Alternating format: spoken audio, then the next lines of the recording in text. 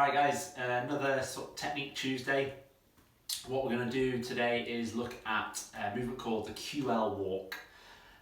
So the QL is the Quadratus Lumborum, so it's just a muscle that attaches around the lower back and the pelvis and helps with pelvis stability, especially in what we call the frontal plane. So that's where we have an imaginary pane of glass dissecting the middle of body between forward and back.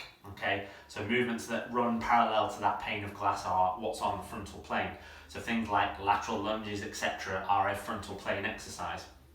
So the reason that's relevant is because as we run, whilst it is a sagittal plane movement, i.e. we're running forwards and backwards, etc., we are sort of resisting forces across the other two planes of motion, especially the frontal plane when it comes to the pelvis. So you think every time one foot comes off the floor, we're trying to minimize the pelvis twisting like this, side to side, and that is in the frontal plane. And the QL can contribute to minimizing what we call the hip drop when it comes to running gait.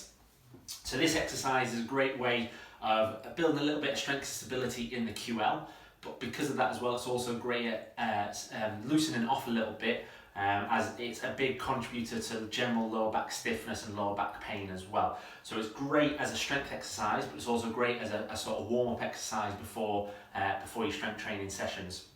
So all you need for it is a dumbbell or a kettlebell, okay? And we're then just going to take it into the chest. So with a kettlebell, it'll be kind of like a goblet hold, so hold it by the horns or by the bottom of the bell if you need to, and the same with the dumbbell, you would just grasp it at the bottom of the plate, keeping it nice and close to the chest.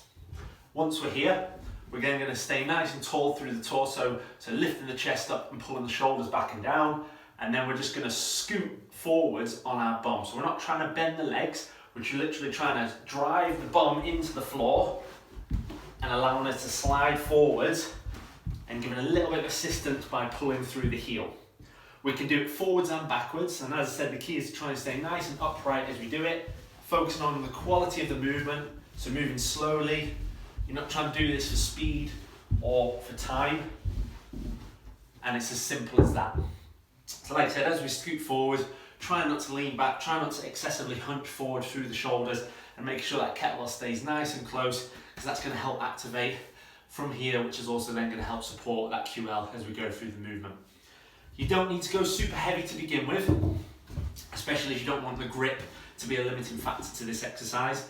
So start with something like, that was only an 8 kilo kettlebell that I just had there. That's a good point to start for most people. In terms of reps and distance, okay, either sort of do 15 to 20 reps. So each side being one, so just scoot forward, that's 1, 2, etc.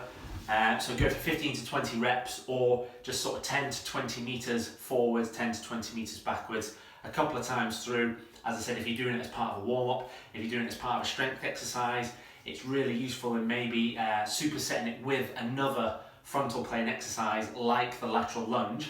So you could do a set of lateral lunges and then do a set of QL walks. So again, sort of 8 to 12 per side, and then superset that, have a rest, and do that for sort of 3 or 4 sets. So give those a bash, have a go.